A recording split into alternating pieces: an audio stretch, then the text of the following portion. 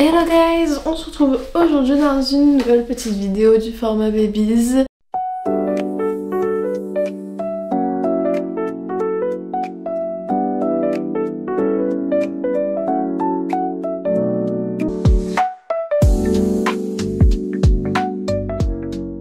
J'avouerai que ce sujet me tenait un petit peu à cœur parce que tout le mois de décembre j'ai été malade, mais vraiment tout le mois de décembre, exactement du 4 décembre jusqu'à au moins le 6 janvier, donc pour vous dire à quel point elle a duré longtemps. Et évidemment durant la grossesse être malade c'est plein de questions, plein de stress, on cherche des remèdes, je suis passée par là, si vous passez par là, bon courage, si vous êtes passé par là, on est ensemble. Donc du coup vous l'avez compris d'après le titre, je vais vraiment parler de la maladie quand on est enceinte, si je peux vous donner des conseils, vous rassurer sur certains points qui moi-même m'ont fait stresser et puis vous apporter des réponses. On est en plein dans la saison de la grippe ou du soi-disant Covid qui revient. Je pense que j'ai eu la grippe. Après grippe Covid, maintenant c'est un peu kiff-kiff. Hein. Si vous voulez voir dans quel état j'étais durant ma maladie, sachez qu'il y a une vidéo par jour pour le calendrier de l'Avent qui est disponible sur ma chaîne. Donc on voit vraiment à quel point j'étais malade, pas bien. J'ai cut beaucoup, je toussais, mais je toussais énormément. Donc pareil, si je peux vous rassurer sur la toux, la fièvre, on va voir tout ça ensemble. Ça faisait très longtemps que j'étais pas tombée vraiment malade. Du coup, au mois de décembre, je me rends compte que j'ai un gros coup de fatigue, donc je me suis mise à être très faible, à rien faire, à être très fatiguée. Je me suis dit c'est sûrement la grossesse, on passe un nouveau mois, nouveaux symptômes de grossesse, fatigue. Tout le monde me dit qu'on est très fatigué enceinte, donc je me suis dit c'est peut-être ça. J'ai pas cherché à comprendre, je me suis dit juste que je devais récupérer de mes émotions, de tout ce que j'avais dû faire pour préparer la fête et les fêtes. Donc vraiment je comprends pas. Et c'est bien au bout de 2 jours, je me dis mais c'est bizarre, ça fait 2-3 jours que je suis sec, que je suis fatiguée, que je suis que dans le canapé, je fais que du canapé télé. Je me reconnaissais même pas en mode mais c'est bizarre, d'habitude je bouge, je fais des trucs, là j'y arrive pas. Et je me rends compte qu'en fait j'ai aussi de la fièvre en fait. C'est pas parce qu'il fait froid que j'ai froid, mais j'ai de la fièvre. Donc là je réalise enfin au bout de 3 jours que j'ai des symptômes de maladie quoi. Elle est arrivée tout doucement mais elle est arrivée et elle est pas repartie très vite. Donc voilà, ça a commencé par peut-être une petite semaine, je dirais bien 4 jours où j'ai été surtout très fatiguée, j'ai vu que j'avais de la fièvre. Dès que j'ai commencé à avoir de la fièvre, moi j'ai pris Doliprane, hein, je me suis pas inquiétée plus que ça. Doliprane ça fait baissement de la fièvre, puis voilà. C'est vraiment au bout de 4-5 jours où j'ai commencé à avoir la toux. Sensation de malade, en plus du coup on a moins faim, je sais pas si c'est pareil pour vous. J'étais très fatiguée, donc canapé, télé, limite je m'endormais sur le canapé alors que ça m'arrive pas du tout, je supporte pas de faire des siestes et là j'avais qu'une envie, c'est de faire des siestes. Donc en effet il y avait plein de trucs qui me disaient que ça va pas. Mais comme je prenais du Doliprane après pour la fièvre, j'étais juste très fatiguée. Puis la toux au début elle arrive tout doucement donc je me dis ça va passer. 1 semaine, 2 semaines, 3 semaines, 4 semaines. La toux elle est restée très longtemps. Mais du coup, je m'inquiétais un peu des symptômes, de ce que ça pouvait faire sur moi, sur le bébé. Et c'est pour ça que je fais cette petite vidéo, histoire de rassurer. Car j'ai regardé sur Google ce qu'il fallait peut-être pas faire, parce que d'après Google, il peut y avoir des complications un petit peu louches. Mais bon, c'est comme tout, hein. Google dit que je vais avoir le cancer ou je vais mourir. Bien évidemment, ce n'était pas le cas. Mais ce qui me faisait vraiment peur, c'était pas tant la fièvre, alors que j'ai appris par la suite que la fièvre c'est quand même le plus dangereux pour le bébé. Mais moi c'était vraiment pas la fièvre, vu qu'avec le Doliprane j'en avais plus. Après je tournais vraiment au Doliprane matin, après-midi, nuit. Après c'était surtout un le matin, un le soir. Donc ça allait, mais toutes les 6 heures Doliprane, hein, on va pas se mentir. Je ne supporte pas de prendre de médicaments, de base je n'en prends jamais. Sauf si vraiment j'ai pas le choix. Là je peux vous dire que je chipotais pas. Hein.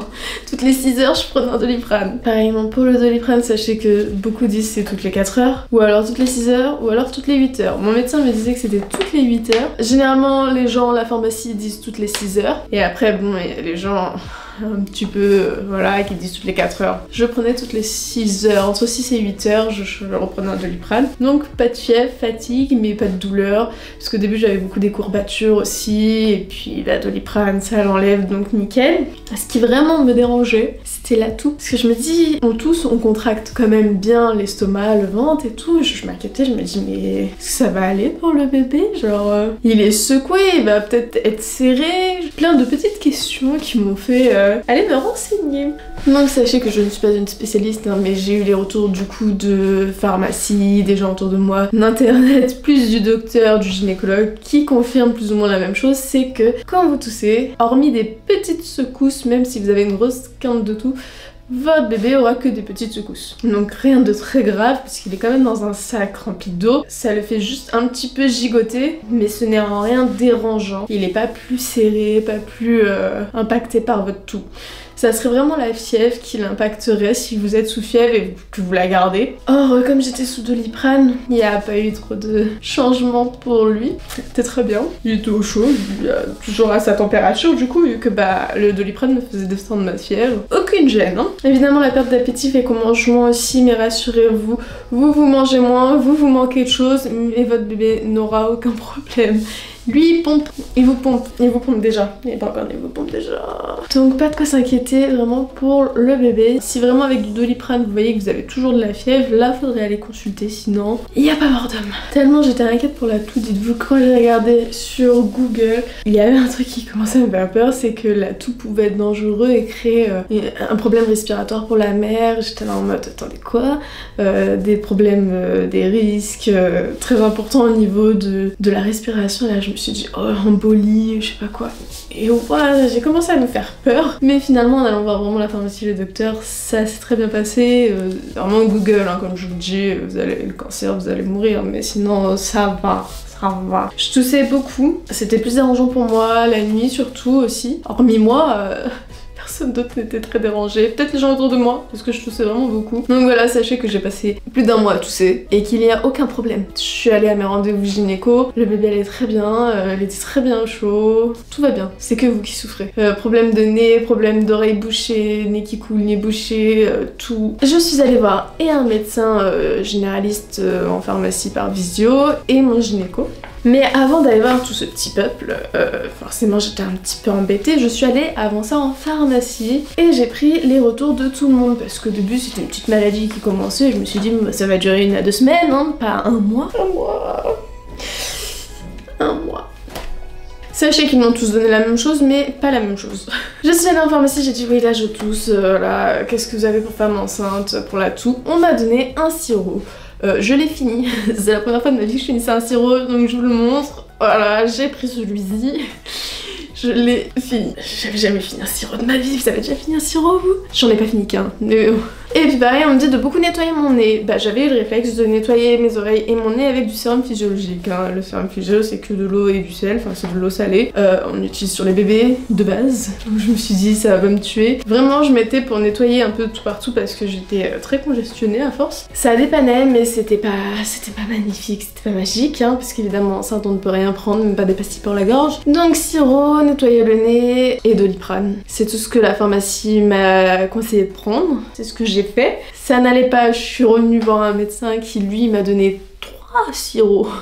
Il m'a donné 3 sirops et celui-là m'a donné ceux-là. Les petits basiques, voilà. Sachez que c'est des sirops que je vous montre pour femmes enceintes. Donc vous pouvez les prendre, il n'y a aucun problème. J'ai fini une bouteille de celui-là. Là c'est la 2e bouteille et je crois que ouais elle est vide. Je sais pas si on voit mais elle est vide. Voilà, un autre sirop que vous pouvez. Sachez que j'ai encore eu un autre sirop pour mon gynéco. Mais sinon, pareil, le docteur généraliste m'a conseillé sirop. Nettoyer le nez, mais cette fois peut-être plus avec un spray si possible d'en prendre un. Sinon, sérum physio ça allait très bien, mais spray aurait plus de pression pour nettoyer plus en profondeur. Je fais ok, et pareil, Doliprane. Bon bah ok. Dit hein, je peux pas faire grand chose pour vous. Après vient le gynéco. Je lui ai pas dit que j'étais malade, hein. Juste il a entendu en salle d'attente que je toussais. Il m'a dit vous êtes malade? La grippe? Covid? Non? Je lui ai dit je pense pas que ce soit le Covid, mais bon au cas où. Il m'a fait faire des prises de sang, puis il m'a redonné un sirop parce que vraiment je toussais beaucoup. Un nouveau sirop, waouh! Et là c'est mon dernier sirop que j'ai eu. C'est le même que l'autre quasiment. Je sais pas si vous voyez mais c'est la même marque, juste c'en est un autre. Donc voilà, 3e sirop que vous pouvez utiliser. Celui-ci, bah du coup je l'ai pas utilisé très longtemps mais regardez comment il est déjà vide. parce que c'était vraiment vers la fin, on approchait de la fin. Et puis du coup j'ai alterné beaucoup mes sirops, sachez-le, j'alternais. À chaque fois je changeais un peu les sirops parce que je trouve que quand notre corps est trop habitué à un truc, bah il s'y habitue et ça fonctionne plus. Toujours un peu de Doliprane, mais surtout les sirops, j'alternais dans la nuit, un, l'autre, la journée. Enfin voilà, c'est en fonction de comment je le sens. Et puis surtout aussi ce sirop là. Enfin, quand vous prenez un sirop pendant un mois, c'est très écœurant, vous pouvez plus le supporter, vous l'aimez plus. Donc c'était très bien d'en avoir plusieurs. Sachez que en tout et pour tout, j'ai fini quand même 3 bouteilles de sirop. C'est la première fois de ma vie, hein.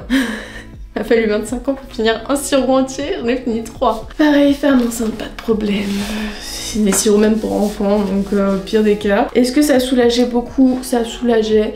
C'était pas non plus miraculeux, hein. Il faut quand même nettoyer son nez et tout. Et du coup, en allant chercher ce sirop, je suis aussi allée prendre des gouttes pour le nez que j'ai demandé spécialement en pharmacie pour femmes enceintes. Et en même temps, j'ai pris un médicament qui était un peu nouveau, mais j'en pouvais vraiment plus. J'ai dit, je prends tout ce que vous me donnez. Et on m'a donné ce petit truc-là. C'est des graines, de ce que j'ai compris dedans dans les gélules. Et ça se prend pendant, je crois, une semaine, 6 jours ou 12 jours, je sais plus. 2 par jour. Sauf le premier jour où on en prend 3. Et ça a aidé à décongestionner, vraiment à être tranquille. Au début, j'y voyais pas grande différence puisque je les prenais et tout, il n'y avait pas de souci. En plus, je supporte pas d'avaler un médicament, donc là, il y a marqué qu'on peut les ouvrir en 2 et tout. C'était pas dégueu. Et de ce fait, une fois que ce traitement s'est terminé, j'ai compris ma douleur.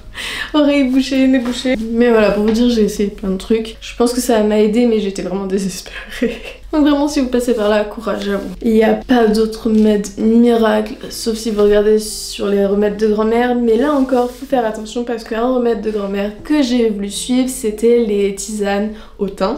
Le thym diminue la toux, c'est un peu connu pour ça. Sauf que sur internet, on n'arrive pas non plus à savoir si le thym est bon ou non pour les femmes enceintes. De ce fait, bah j'ai commencé à en consommer un petit peu. On le voit aussi dans mes vidéos du calendrier de l'Avent, que je prenais un peu des tisanes au thym. À savoir que oui, ça me soulageait un peu la toux avec du citron, avec du miel. Voilà, j'ai aussi beaucoup spammé le miel durant ma maladie et le citron. Alors vraiment, je faisais des infusions, j'ai essayé tout. Sirop, trucs chauds, miel, citron, voilà. J'ai essayé plein de trucs. Pareil, ça va soulager, mais ça va pas vous soigner, sachez-le. Et le thym. Le problème, c'est que je commençais à remarquer que j'avais la tension qui était plus élevée. Enfin, je suis au repos, censée dormir, mon cœur il battait à toute patate. Chose que je m'inquiétais pas au début, jusqu'à ce que mon copain me dise bah, t'as quand même le cœur qui bat à fond là. Et pour ma tension, il se dit oh là là, c'est bizarre, hein. Moi, je suis là en mode ah ouais, c'est vrai que là on est censé dormir. Et bah, du coup, ouais, non, je suis à fond. Mon cœur il va à fond et tout, donc ouais, bah écoute. Et de ce fait, faut savoir que chez la femme enceinte, quand on a une tension trop élevée, on a un risque de prééclampsie, qui est une maladie qui quand même ne rigole pas trop. C'est pas tellement une maladie, mais quelque chose de pas très bien. À savoir qu'en général, une femme enceinte a la tension un peu basse, chose normale. Et au contraire, quand la tension est plus élevée que la normale, là il y a un problème et c'est là où il y a plus de risques, par exemple à l'accouchement, de complications. Je veux pas vous faire peur sur la prééclampsie, mais voilà, ne sait-on jamais. Je vais pas vous l'expliquer parce que bah, je ne suis pas en capacité, j'ai pas appris ce qu'étaient exactement tous les symptômes de la prééclampsie et je suis pas là pour vous l'expliquer aujourd'hui. Mais du coup, il s'avérait que le thym augmente la tension artérielle, donc augmente les risques de tension élevée et donc de prééclampsie. Donc heureusement pour moi, je l'ai vu assez vite et de ce fait, j'ai arrêté de prendre les tisanes au thym et j'ai continué ma souffrance sans thym, à tousser. Voilà. Donc sachez que si vous passez par la grippe, n'ayez pas peur, votre bébé ne craint rien, même si c'est un petit Covid, vraiment lui il est bien. Même si vous mangez moins, sachez juste que c'est pour vous-même que vous allez vous mettre en danger parce que vous allez manquer de fer. Suite à ça, du coup j'ai eu un petit manque de fer qui s'est créé dans mon organisme. Lui il va très bien, hein. C'est moi qui souffre.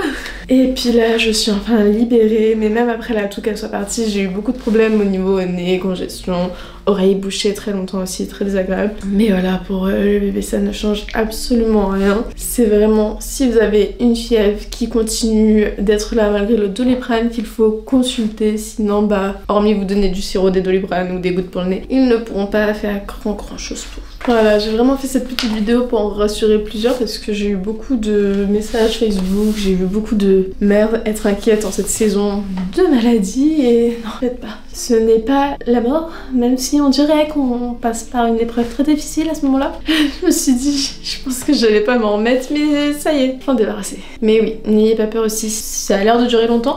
Ça dure longtemps, ça dure très longtemps. J'ai été malade un mois, j'ai l'impression que j'ai passé l'année malade. L'année. D'où j'ai passé Noël malade. J'ai contaminé un petit peu plein de gens. J'ai passé le nouvel an malade. C'est super. Top. Peut-être que ça annonce de la chance durant l'année à venir. Hein. Je pense n'avoir rien oublié pour ce qui j'ai utilisé, les médicaments, tout. Mais si vous avez des questions, n'hésitez pas dans les commentaires, je répondrai si ce n'est en vidéo ou directement en commentaire. Par ailleurs, s'il y a des mères un peu stressées pour comment se déroule le test du diabète, sachez que j'ai une vidéo qui en parle, où je parle de comment s'est passé mon test de diabète gestationnel. Voilà, si vous voulez, elle est dans la description. D'ailleurs, dans la description aussi, vous pouvez retrouver mon Vinted sur lequel je vends plusieurs vêtements bébés, body, low, des choses que je n'ai pas besoin finalement, des choses que je n'utiliserai pas ou que je n'ai plus besoin. Voilà, n'hésitez pas à regarder et n'hésitez pas non plus à aller voir la vidéo précédente qui est sortie déjà. En tout cas, ça me ferait très plaisir si vous mettez un petit like ou un petit commentaire ou même si juste vous pouvez la partager à des mamans qui seraient inquiètes. C'est toujours bon à savoir d'être rassurée pendant la maladie parce que sachez que j'ai été beaucoup inquiète, donc je comprends qu'il y a des mamans qui seraient encore plus inquiète que moi. Donc voilà, si on peut rassurer les gens, n'hésitez pas, on est là pour ça. Et puis je vous dis à bientôt pour une nouvelle vidéo. Je fais des bisous tout partout, guys. Vous savez ça, j'ai fait pas de bêtises.